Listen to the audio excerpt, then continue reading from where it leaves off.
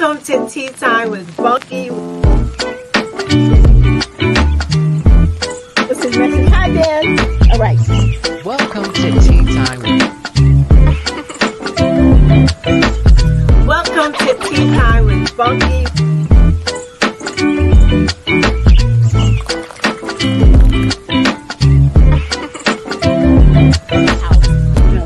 This is super recent. Welcome to Tea Time with Bunky. I missed you guys. I really did.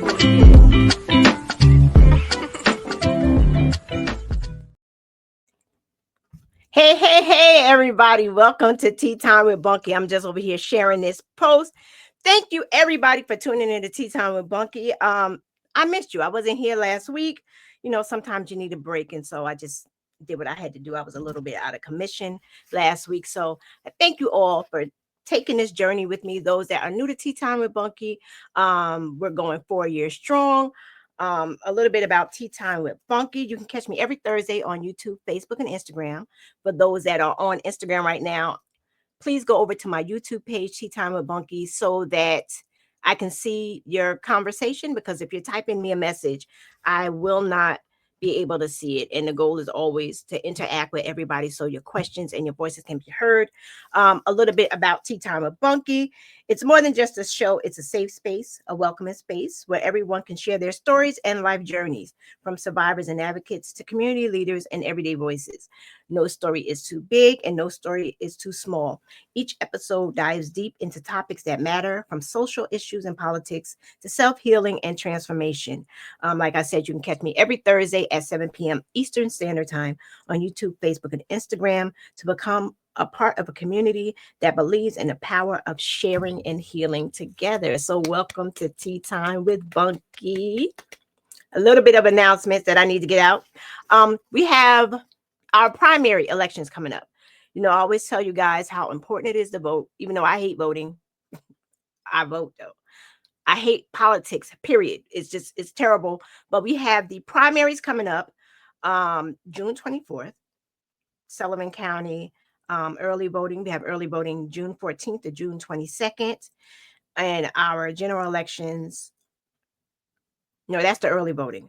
Primaries is June 24th. Early voting is June 14th to June 22nd. General elections are November 4th, with early voting October 25th through November 2nd. And polls open at 6 a.m. until 9 p.m. And who is going to be on a Democratic ticket for the primaries? You got to pick two people. Okay, so that's where it's important to know your candidates. The two people running for county committee, so I'm guessing that's legislative seats. That's what I'm guessing. You have Nathan Steingart, Ira Steingart, Stanley Wagner, and Pamela A. Cravo Wagner. I've only heard of two of these people. I don't know. I guess I have to go out there and learn who they are, so that way I can get my informed decision in. And for Republican Party, we only have Republicans running for the sheriff's department, and that is Timothy Diamond, and he's going against Michael Schiff, he's been the sheriff for like ever. So Timothy Diamond is running against him. Timothy Diamond is a retired New York State trooper. I don't detective or something. I'm not really sure, but I know he's in law enforcement also. And the people running for county committee against the 4 Democrats that I just named is Joseph Perello, Karen Perello, Jeff Weiner, and James Ginty. So we have 2 people on the Democratic Party and 2 people on the Republican Party that are family. Nepotism a little bit. Just a little bit. All right. So without further ado, let me hey, Finally TV in the house. Hey, Gabe. A little bit about my guest. I'm excited about this. Mr. Ricardo Perry is the lead organizer of Unity for Black Progress, a transformative movement committed to uniting Black communities through education, economic empowerment, and grassroots leadership. With over 15 years in the nonprofit sector and 12-year background in law enforcement, including 10 years as a school resource officer, Ricardo brings a rare and powerful blend of frontline experience and visionary leadership. His unique path allows him to bridge worlds, challenge systems, and advocate for real solutions that center the voices for the people most impacted. Ricardo is driven by a bold vision to build self-sustaining systems that reflect the power, resilience, and brilliance of Black communities. His work is deeply rooted in community, powered by unity, and guided by an unwavering belief in Black progress for us, by us. So, without further ado, my special guest, Mr. Perry. Woo, woo, woo. Hello. Hey, Bunky, how you doing? I am blessed and highly favored. Yes, I am. Oh, I love Yes, it. I'm excited to have you here. I'm excited to be here. It, thank you for it, to be on Tea Time with Bunky and share this experience and get this information out there to everybody. So, for those that don't know you, myself included, because this is like our real little chats here and there, but you know, for those that don't know you, what are some of the experiences that shaped your path and brought you here? That's a great question, Bunky. I would say the last two experiences that I've had, really in the last 5 years, have brought me to a place where I realized if our people are going to thrive here in America, it's imperative that we become somewhat independent and self-governing, where we do things for ourselves. And Okay. so, the situations I worked previously for a uh, nonprofit organization. It was white led, Right. and I experienced while working there a seat at the table. Right, I had a seat at the table. I was involved in some of the decision making programs, etc. And so there were some challenges that the youth and children in our program were the youth and parents and families in our program that they were experiencing. And so I would make various suggestions or recommendations to the leadership, again, leadership being non-Black, of how we could better serve the children and family in our community. Mhm. And the suggestions were shot down. Multiple times the suggestion was shot down. And so I realized at that point, while we may have a seat at the table, if we're not at the head of the table, if we're Mhm. not final decision makers when it comes to issues facing our communities, Yes. decisions will be made from other people's perspective, other people's lens, and it's not ill intent, right? And I want to be clear when I say this. I don't think that non-Black people, when they make decisions for our community, that there's malicious intent behind it. I just Right. think that they're making decisions based from their perspective and from their lens. And so, what I would like is for us to lead these efforts. Mhm. We should be the ones in our communities leading the efforts to solving the problems because we're closest to it. We relate to the issues, Right. and we're better equipped to making decisions for our people. And so that's really one of the major situations that brought me to this place. It's a couple of them, but that was like really the major thing. Okay. Being at the table and not really having a voice, kind of. You have a whisper. Yeah, yeah, and again, I think it's good to have a seat at the table, right? Because Right. oftentimes we are able to have some influence while we're sitting at the table. But I think we all can agree that at the end of the day, even though we're sitting at the table, if we're not the ones making final decisions, Right. the person who is in that position will make a decision from their perspective and from Right. their lens and from what they feel is best. Right. Because they totally can't. They can't relate. Not Right, at all. Because right. our experience isn't their experience. Exactly. And because they got a friend, they always Yeah, got a friend, they automatically think they know what's best for, right. when they really don't know what's really going on in the house, Right. I'm glad you brought up this idea of the house, right? Yeah. I would liken it to Bunky, if someone were to come to your house, and you got some challenges in your house, you know of the challenges. In Right. fact, you know what solutions are necessary to solve these challenges, and you have the capabilities, the intellect, and even the resources in your house to solve these challenges. But someone else comes in and Right. says, I don't think you should do it that way, Bunky. I think you should do it this way, not knowing a whole lot about the environment of your home. They Right. come into your house and say, these are the decisions that you need to make. Yes. And I wouldn't like that No, at no, all. nobody would. No, nobody likes that. Nobody Okay, would. so let's go before we go further into that. Let's go a little bit into your back. You are you were a police officer. Are you still a police officer? I'm not. I got out 5 years ago. I did law enforcement for 12 years. Hmm. Did you? What made you get out? Um, well, an opportunity presented itself to work in the nonprofit sector full time, Okay. doing this mentoring work, and that's really what I was doing while a law enforcement officer. I was mentoring. Um, my second year into being the police, I started a mentoring program, Low Country Youth Services down in Charleston, South Carolina, an organization that still exists to this day. And so that's really where my passion was, youth development, mentoring. Mhm. And so about 5 years ago, an opportunity presented itself for me to come out of law enforcement, and work in that field full time. And that's really where I've been ever since. So while you were in law enforcement, you were actually community policing. Absolutely. I, Because I talk about that all the time, the importance of community policing, especially in our communities, because of that underlying fear of the police, yeah, which really, um, I really think it's in our DNA. yeah. I and Unfortunate. people don't understand that, and Yeah. you know, I laugh about it all the time, but it's funny, but it's not funny. Like people that know me, they are like, my own sons have called me a cop caller. Okay. Hmm. Yeah. So I'm like, I will call the police. I will do that. Yeah. I'm just that person.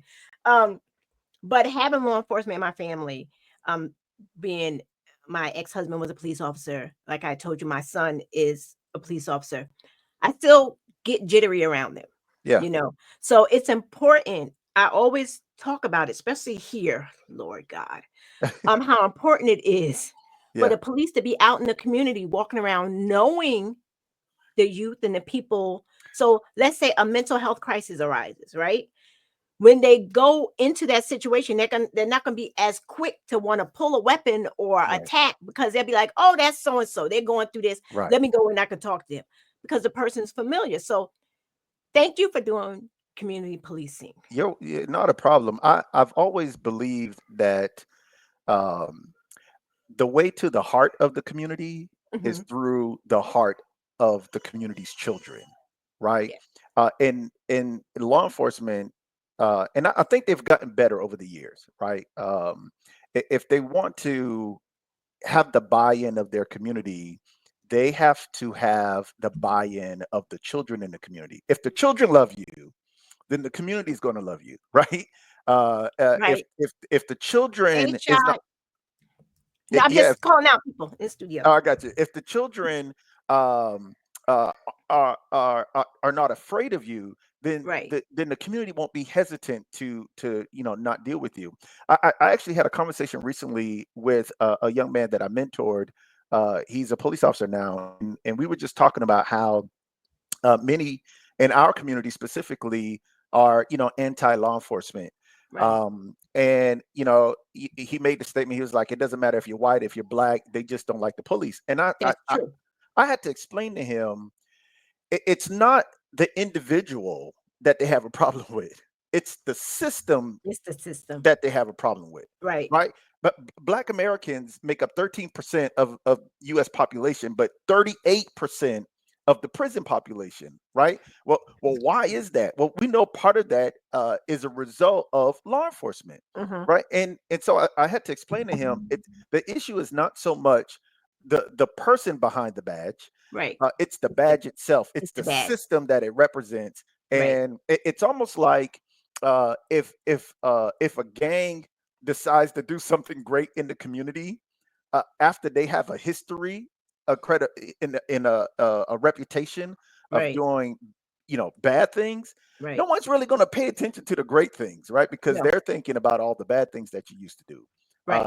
And law enforcement, truth of the matter is, here in America, law enforcement has a history of doing things unjustly. Right. And so that's what the people are afraid of. Right.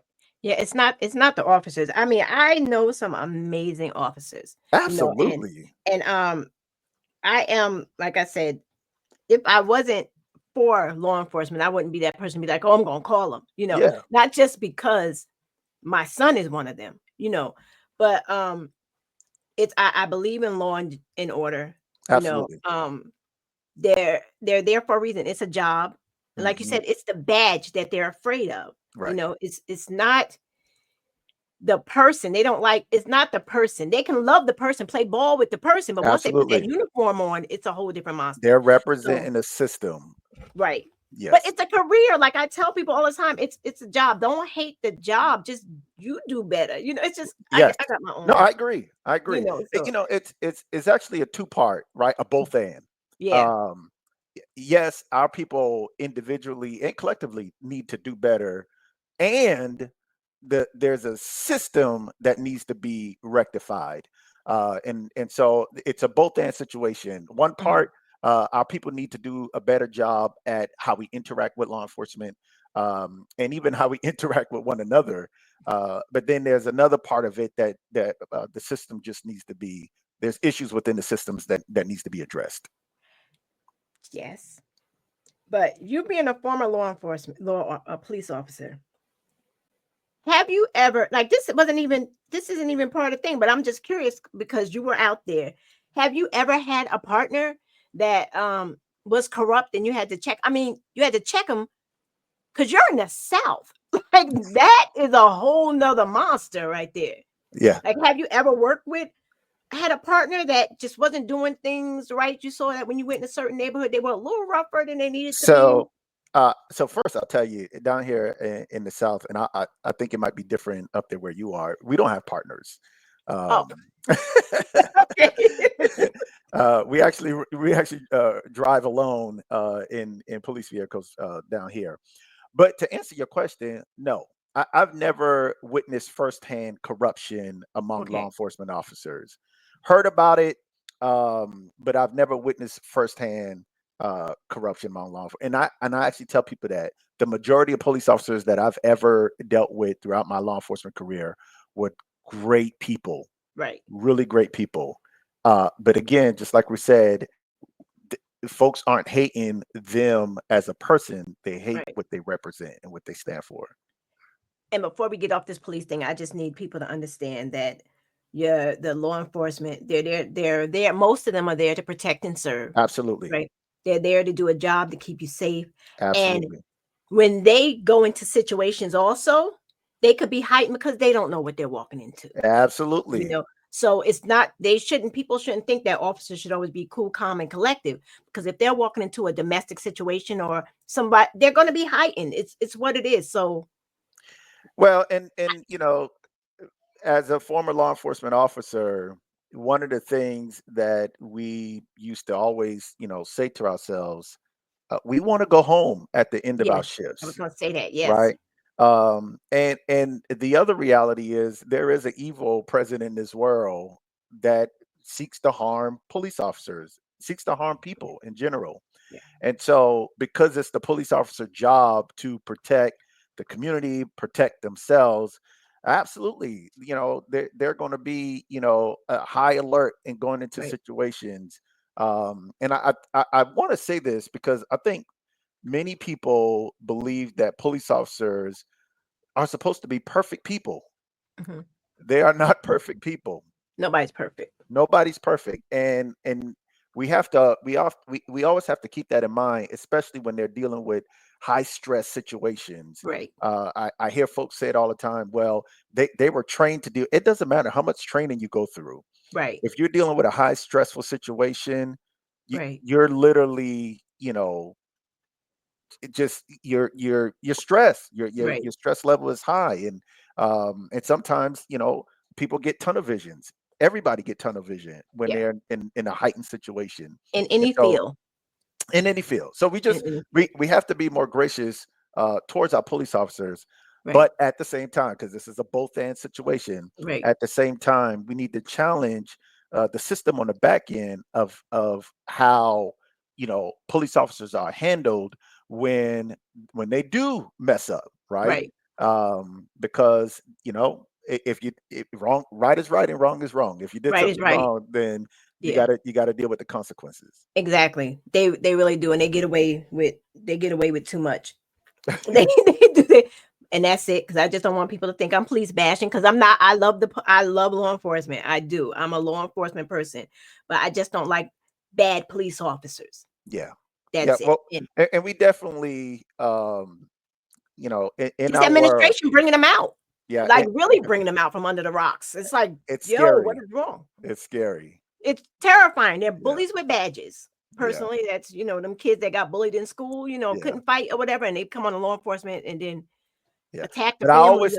I always tell folks, and especially the youth that I work with, um, the majority of police officers that I've ever come in contact with and even work with were pretty solid, good-hearted people. Right, Um, and even though the one percenters of bad apples in law enforcement tend to shine a light over the right, good, it's our responsibility. You who are related to police officers, me who being a former police officer, we have to communicate that specifically to our people, right, because it's our people that feel the way they do about law enforcement. We got to right, communicate that to them, letting them know, hey, they're good people. right. They're good people. It's okay. I think they know it. They know it, but it's just something, you know. I've heard things like, "Well, I'm not talking about him. I'm talking about this one." But no, Yeah. they're they do have partners sometimes. They're not always partners. Mhm. Um, but I'm like, I know who this person is because I'm connected to them because of my son or because of my ex. So I know this person. They're really a good person, and it's their job. Like It's just their like job. you chose to Yeah. work where you work, they chose to work. It's the same thing. Yeah. So have respect. Lord, we pray for them every day that they get home. And we also pray that when they go out to a call, that Yeah. person goes home. Yeah. So we pray for For both sure. ends. So enough of that. Enough of the police officers. So you've been doing this for like what, 15 years now? Doing How what? long, how long have you been doing the nonprofit? Well, Like, I've been in a nonprofit space for 15 years. Unity for okay, Black Progress literally is brand new, 6 months. 6 months. Yes, six So months. this is okay. So let's get down to it. Yeah. Well, wait, you had some stuff first. You had this distinguished gentleman. What is Yes. that? So that's the program through Low Country Youth Services, that I started back in '07, '08. Okay. And so I stepped away from it 5 years ago when I got out of law enforcement. And my good buddy Ray John Lewis became the executive director and continue running the program. And so today it's still fully operational. They actually have several programs under the Low Country Youth Services banner now, Distinguished Gentlemen's Club being one of them. And what do they do? What? They provide group mentoring, some one to one. Essentially, they are working with young men and women now, exposing them to various careers. They do like these monthly, we call them club meetings, where they have various topics, anything dealing with character, social emotional development, leadership. They create spaces where the youth can do some team building exercises, where they are, working with one another. And then they have a good bit of volunteers who come in and work with the youth, really on a monthly basis, more than, once a month. They come in and work with the youth. The whole idea of Distinguished Gentlemen's Club specifically is, we were going to set a standard for the young men in our community, and we Mhm. were going to push them to live up to that standard. Okay. And so they continue to bring young men into the program, and they continue to raise the mark for them and push them to live up to that mark. I'm a firm believer that uh, it when it comes to our youth, it is not what you see, what you get, Hmm. right? Oftentimes, what you see is a symptom of a whole lot of other things that's going on, right? But the Yeah. truth of the matter is, there's like really, there's a lot of greatness on the inside of our youth, and all they need is for somebody to come along and help pull that greatness out of them.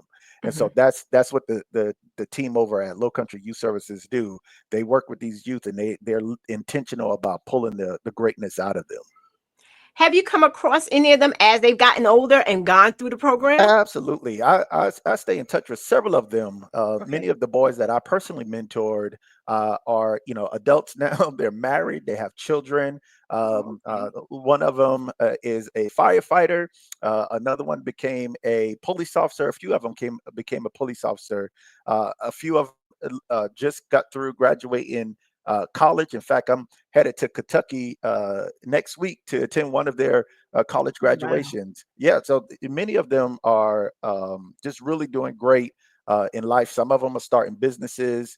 Some work we have the Boeing plant where they make airplane parts. They're working. They're doing great. And their story wasn't always um, uh, roses, right? Peaches. How they say it? Peaches and cream? Peaches and cream. Yeah, it wasn't always glamorous, Hmm. Bunky. Many of them, family life wasn't the greatest, Right. but they had additional support, and the family had additional support through Low Country Youth Services, and I truly believe that many of them are in the position that they're in now, and doing great in life because of the work of Low Country Youth Services.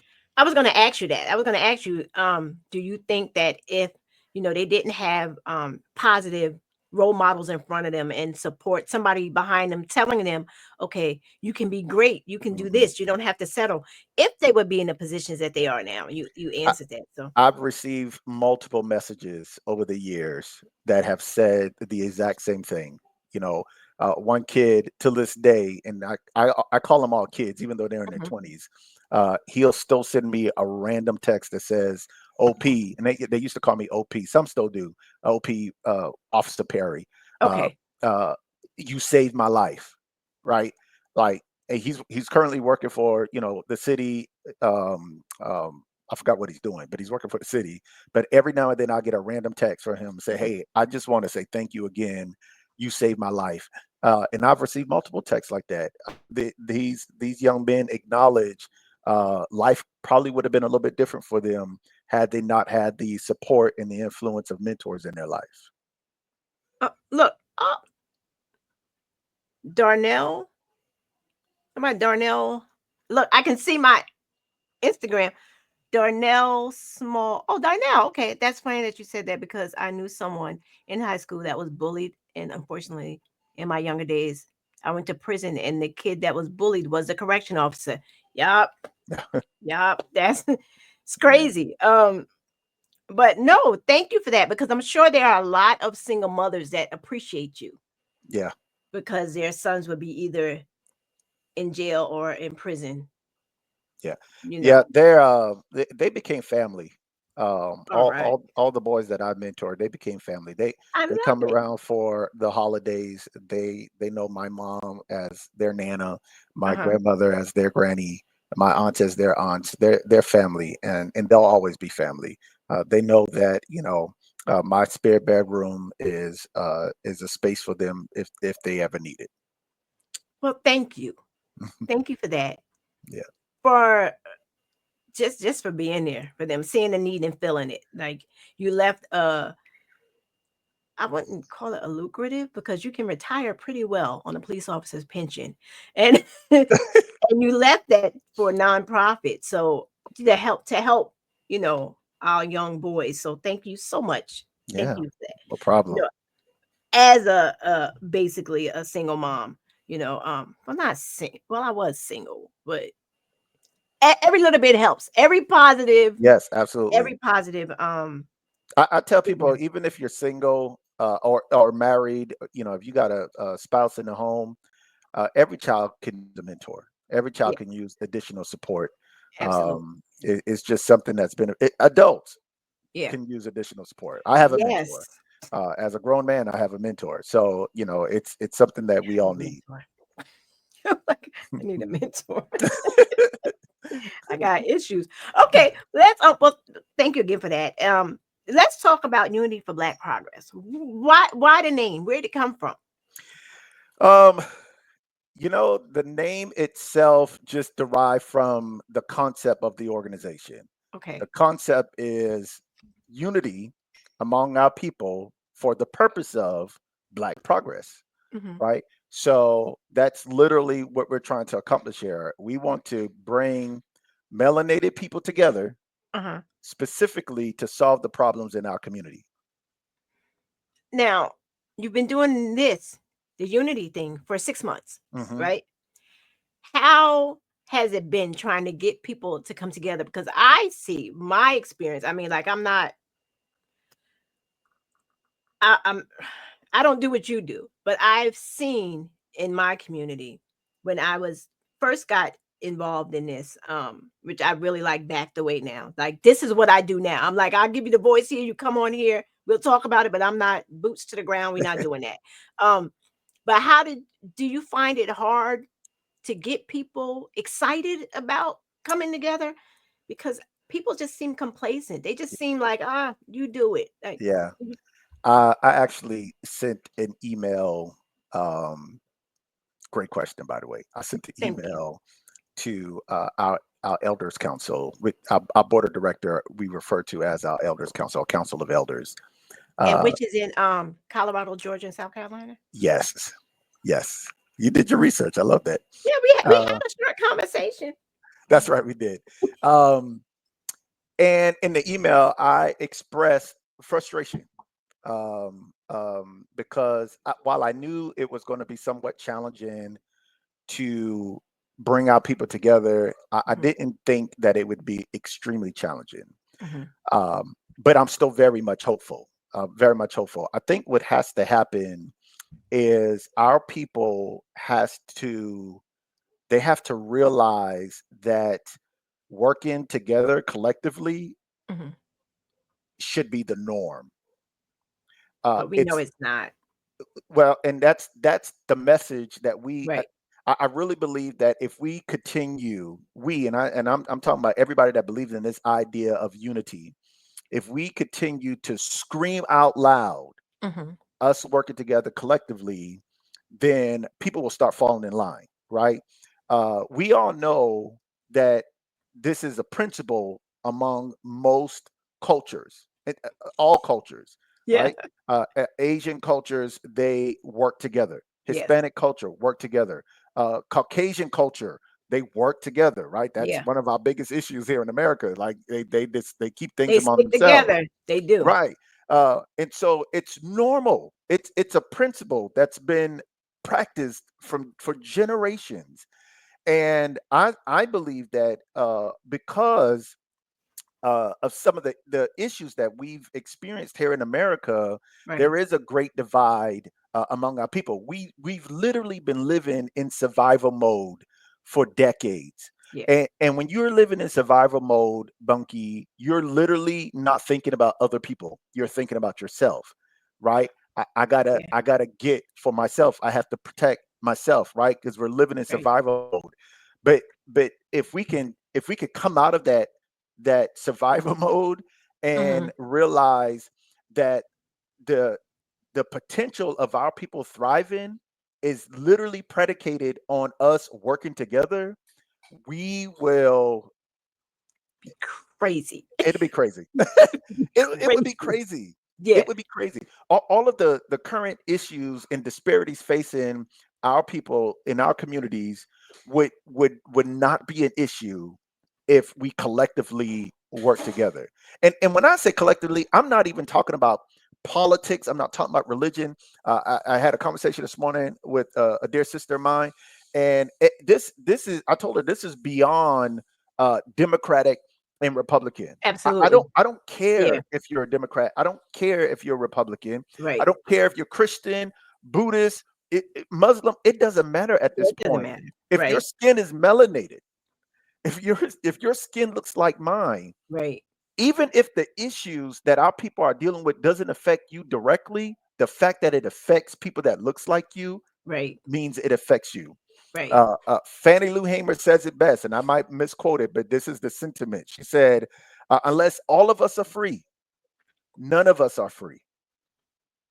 Unless Yes. all of us are free, none of us are free." And so we have to be intentional about pushing this message out that in order to solve our problems, we can't depend on the government. We can't depend on the system that was See that? created never for us. The system Never. was never created for us. Mm-mm. We can't depend on non-black people to come into our communities to solve our problem. And rescue us. Right. We have the intelligence. We have the resources. We are $1.4 trillion. We have $1.44 trillion spending power, buying power. Like we have the ability to make this happen. We just have to focus on a mission. And what's that mission? That mission, in my opinion, is education, economic mobility, and community empowerment. If we can all agree that our people are at the bottom of the list when it comes to education, Yeah. when it comes to wealth in this country, we all can agree that something needs to be done. And what has been done up until now is not working, right? It's working for some. Again, there are a few people coming out of that hole, but the majority of our people are still stuck in that hole. And do you think it's because of the well, I do the trauma, the mistrust. Um Absolutely. so Absolutely. everybody is like out, they're out for themselves, and they see when we come, because we've shown our power coming together. Yes. Boy, is that something and amazing. Yes. But then it started to go away. Like Well, and like that's our issue. Our issue, and I say it all the time. We know how to come together. We've done it multiple times over generations. Our people have come together. Even here recently, this generation, we've come together through situations with George Floyd. Our yeah, people came together, yeah. right? Sometimes even online, right? If there's situations, Kamala uh, Harris. right, What? we came together, right? Our people know how to come together. The Yeah. challenge is when the hype goes down, when the emotions are leveled, we don't stay together, right? We have to come together intentionally, not based off emotions, Right. but based off facts, based off reality. We need to come together intentionally, strategize, and then solve the problems in our community. And stop. We got to stop waiting for other people to do it for us. And again, I understand how necessary the political system is and how necessary it is for us to challenge policies. I understand that, and I believe there is a part for that. But I do not believe, Bunky, that that's the priority, Hmm. because the reality is we have equality here in America, right? We can create the same opportunities that other people have. We can do Hmm. that, right? Um, that's I really feel like that's what where we need to put our energy. So that's the when you say sustaining a self-sustaining system, is that what you mean? Like ground Yeah, level, what does that look like? long term, Bunky. What I imagine is our people governing ourselves Hmm. through educational system, through an economic system, even through a political system, right? We govern ourselves, as in we do not have non-black people in power over us, right? So our educational system, currently we have non-black people in power over us. They control what our children learn, right? and Yes. and if we're talking about some stats when it comes to education, most of our children are in underfunded schools. Black students are 3 times more likely to be in underfunded schools with limited access to advanced courses. This is research. This is evidence. Hmm. 15% of Black eighth graders are proficient in math. 15% compared to 44% of white students. This is the public school system here in America. Hmm. Our That they're children, trying to dismantle. literally, but our children, they're not slow. No, They're not incompetent.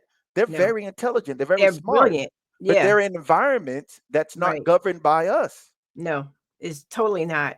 And it's them trying to strip away our history and pull things out that happened to us. And, But so but yeah, we it's wouldn't not, have to worry about that, Bunky, if we had our own educational system. that would be interesting because it's like this this administration gives me so much anxiety. I mean, I can't even watch the news every day. It's like my nerves just get Man, shot. listen, I'm telling you, every time I see something new happening with this administration, it's fuel. Yeah, It is fuel for me to continue to push this message out.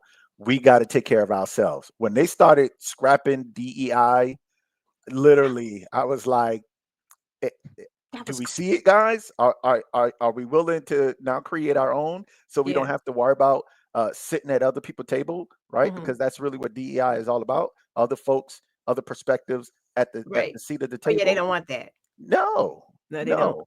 no, no. Now, while we understand who benefited most from DEI, white women, Yes, we do. uh, it many of our people still benefited from it. They Yes. didn't benefit from it the most, but they still benefit from it. And you got to ask the question, Monkey, why is it that when people think of DEI, they don't think about white women? They think about black people. But that's like social services and food stamps and stuff. They think Hello, I about used to black work for people. the county. I know who was getting what. You know what Yes. I'm saying? So if they automatically throw it at Black people, they Yeah. always think you're trying to get over on the system. Like that's where all that lazy that the Yep. rhetoric they talk about. Yep. When we're like the strongest people in the world. It's Okay. like, come on, y'all. I'm like, we Okay. built America. Like, we Okay. built this country. Okay. My That's right. ancestors built this place. So, but it's just another way to put us down and try to make themselves in their mind greater than, Yeah. because there's something about us that just bothers them so Well, bad. and I'm gonna be honest with you, Bunky. I am not the type to focus on them in that manner, right? Right. Because the reality is, uh, you cannot change the heart of people. No, you If can't. they're gonna hate you for the color of your skin, they're gonna Yeah. hate you for the color. It ain't That's nothing you can it. do And about that's that, on them. That's right? I made this a video the other day on TikTok, and I was talking about how I believe we can um, we can diminish the effects of racism. Like I really believe this is possible, and the way we diminish the effects of racism is by not having white people in authority and power over black people, but right? how would you do that though? Again, it's systems, right? Okay. If we were in control of our own systems here in America, if we were in control of our own systems, still while being a part of this American society, this country, Mm-hmm. if we were in control of it and not if we had our own political party, Mm-hmm. if we had our own banking system where they're the ones providing the loans and we don't have to depend The Black on, Bank. right, black It's banks, we don't out have to, there. It's out right, there. but it's not many of them, right? No. And so that's what needs to be built. And Right. I really believe that if we started focus on building these institutions Mm-hmm. that can provide greater services to our people, we Right. would not be saying, "Oh, I didn't get the loan because of racism. I Right. didn't get the loan because of redlining." Like we wouldn't be able to say that because now it's black people running it. Now I'm not saying that issues will not persist. Black people are running the systems. I know issues will persist, but it would not be a racism issue, Right. right? And nobody would be able to say this is racism. It's only racism when white people are in power Right. and authority over us, Yeah. right? We're talking about power and privilege here. And black people don't have power or privilege here in America, so we can't be racist.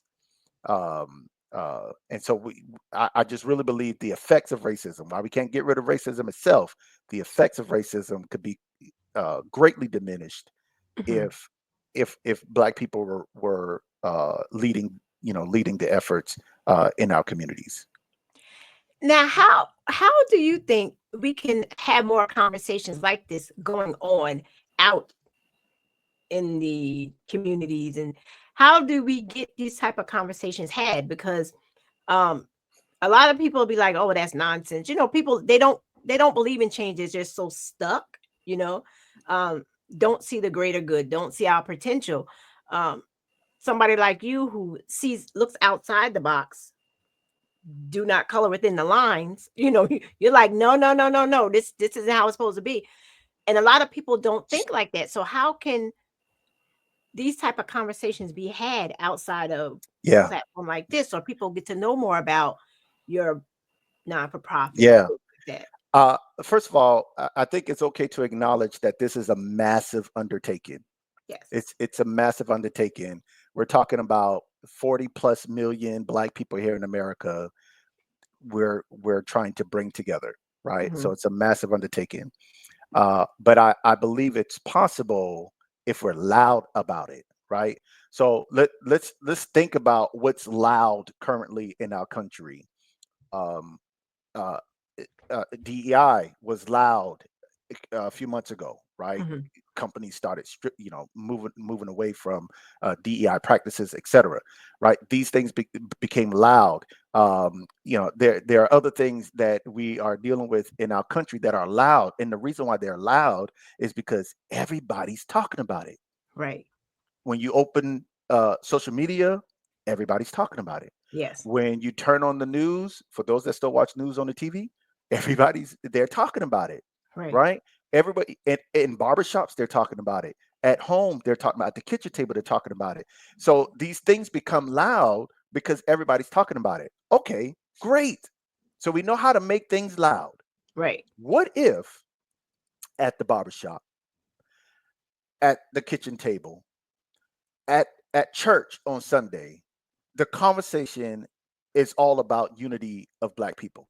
Hmm. What if everybody started talking about unity among our people and start talking about how to be united, right? Right. What if that was the dominant conversation among our people? What if when something major happened in our world that doesn't have anything to do with Black people, we didn't spend too much energy on it because we're focusing on what's most important, and that's unity among our people? What if that were the case, Hmm. Bunky, I believe it would begin to change minds. It would begin to shape a new culture among our people, a culture where we start looking out for one another. I told somebody the other day, I said, we have to make unity trendy because when our people are trendy, we are very much trendy. We We're love a very trend. trendy. We Yes. love a trend.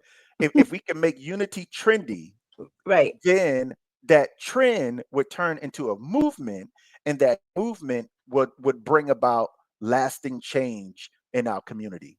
Well, Chris, Mr. Catcherack from In the Studio with the Rec Boys, wanted to know, how do we have more of these conversations in our communities, like in the Yes. communities? So I'll tell you one of the things that we're doing. So we host UBP, Unity for Black Progress. We host family meetings. Right when I was younger, when there was issues in the home, mom would call a family meeting. Me, my sister, my Okay. mom, we would sit at the dinner table, and she would have the conversation with us about the issues in the house. Right, Hmm. and then she would talk about the solutions to solving these issues. And so we started doing family meetings about 2 months ago. They're virtual, but our goal is to have family meetings not only in the virtual space but out in the community. I want to go up to these churches and say, "Hey, can we come in 30 minutes of your Bible study on a weeknight and have a family meeting with your congregation?" Right? Hmm.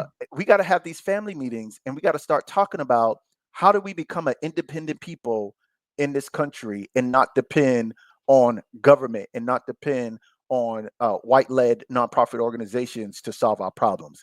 And we got to keep having that conversation. And then when we leave the family meeting, we need to go and have the conversation with our own families, right? Hmm. All right. When we have the family gathering or the cookout, and Right. we're sitting around just chatting, we need to talk about how important it is for us to be united and the strategies that we're putting in place to be united, to solve these problems. I really believe that's how it's going to happen. We have to wait. Instead, we as a people look to get even instead of calling a spade and dealing with them accordingly. Instead of what I just noticed is, I mean, the unity thing, I love it, but we're not. There's so much divide in within our community, and it's really sad and heartbreaking. You know, um, that's the problem that I see. Like we're hindering us, like so we're stopping our own unity. Well, there's a great divide because there are other Oh, things that yeah, are no, priority to us. it's hard. We're not the minority anymore. We're the majority. We just need to figure out how to come together. We have to figure out how to come together.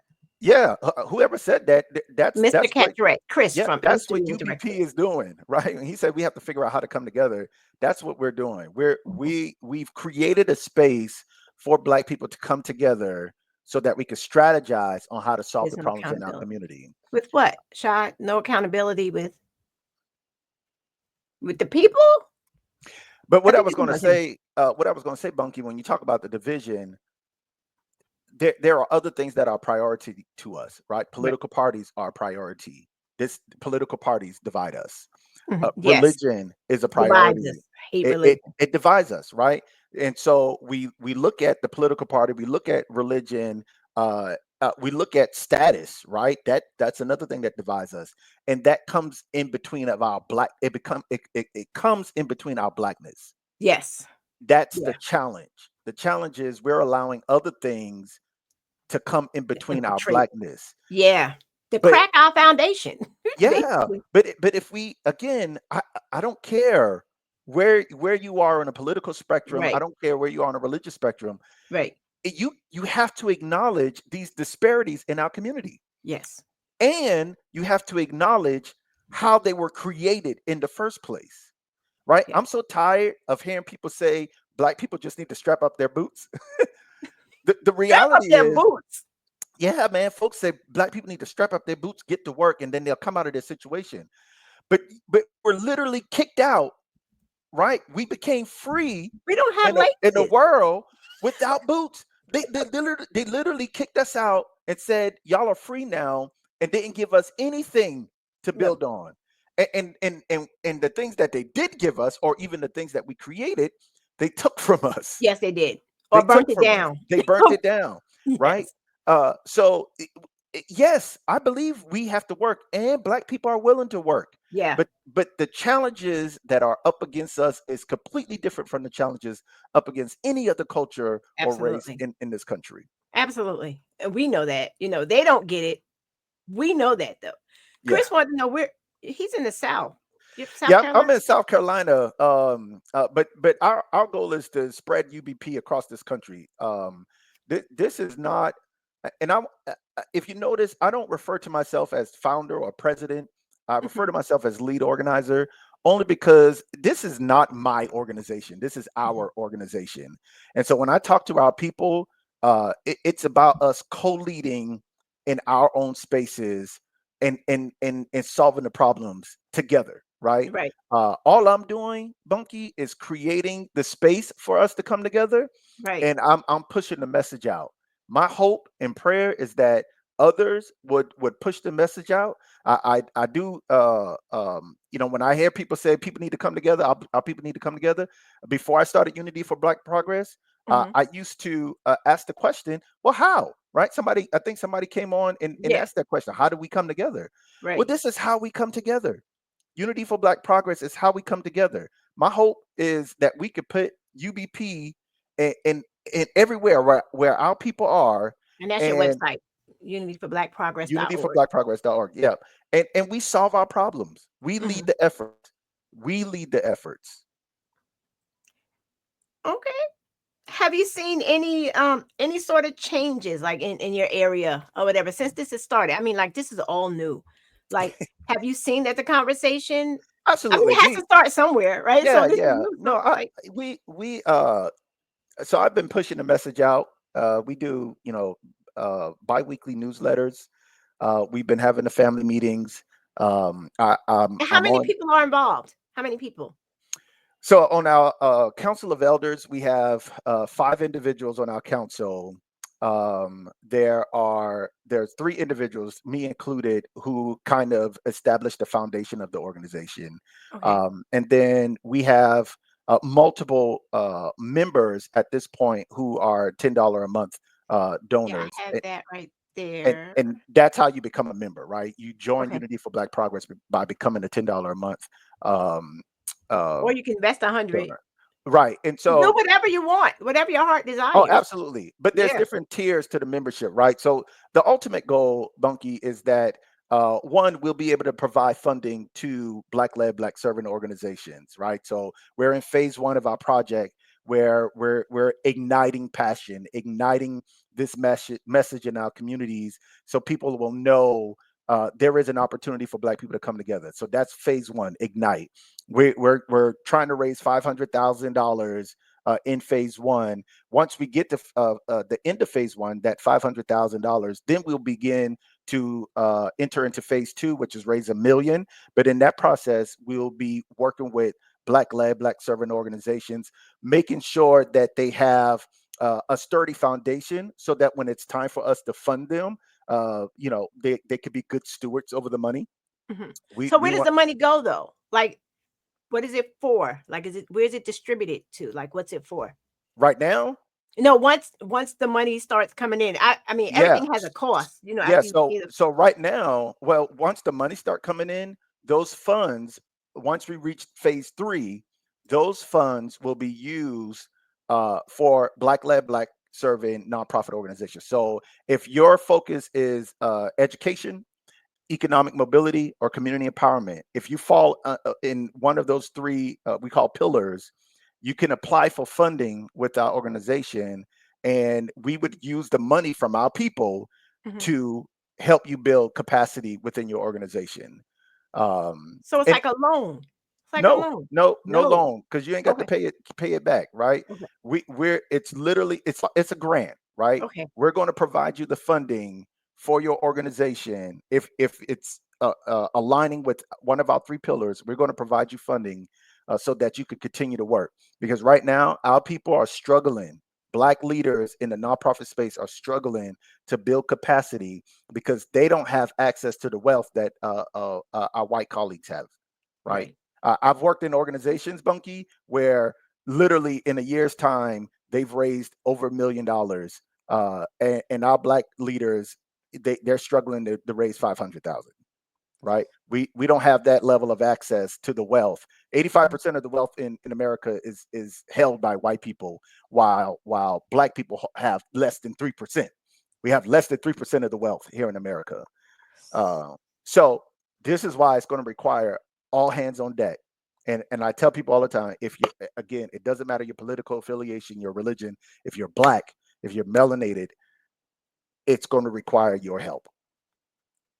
Wow. That's true. That's true. We need all the help we can get.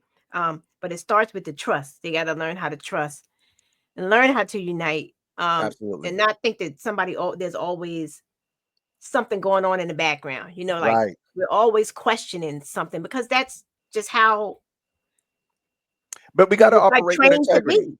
be. We have to operate with integrity, right? This is Yeah. why there's a lot of distrust among the Black community. The some of our people, and it's unfortunate, but some of our people do not operate with integrity. No. There's no accountability. There's no You mean like transparency. our government right now?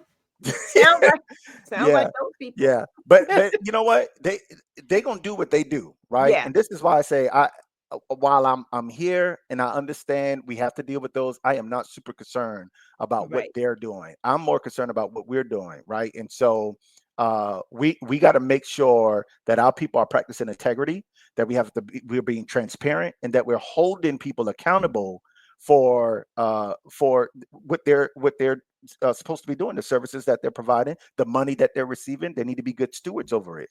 And so Right. we're gonna have things in place to ensure that organizations are doing what they're supposed to do.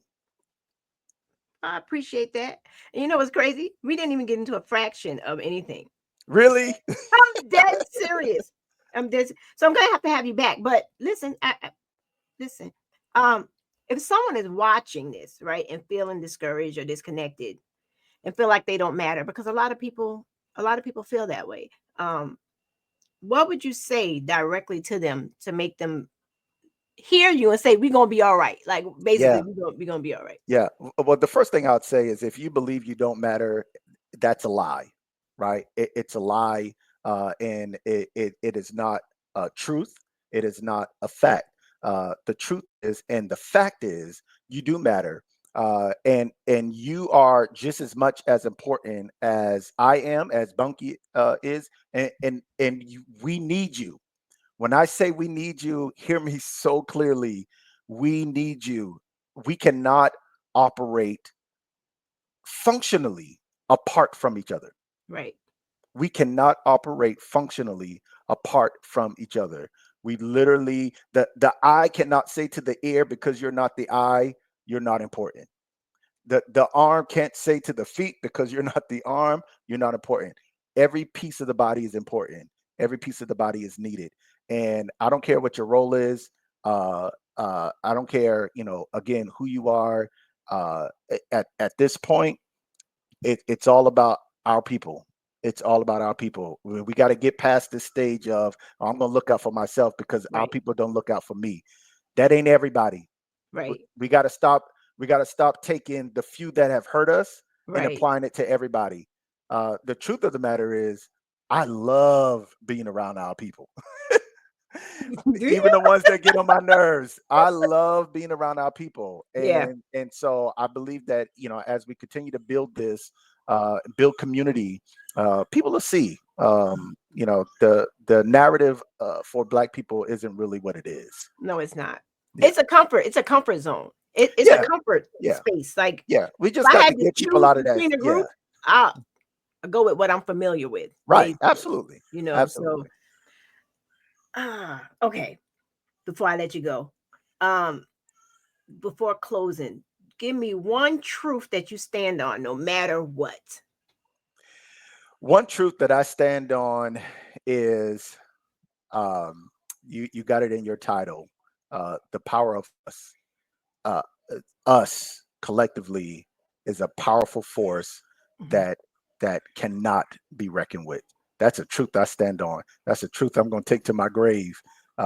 We, if we come together as a people, we are a power that cannot be reckoned with. Yeah, we're like a tsunami. We will go Literally, tear stuff up. In a good way, literally, in a in a good good way. way, because we've Absolutely, shown the power and of we've who done we it. are, We've you done it. know.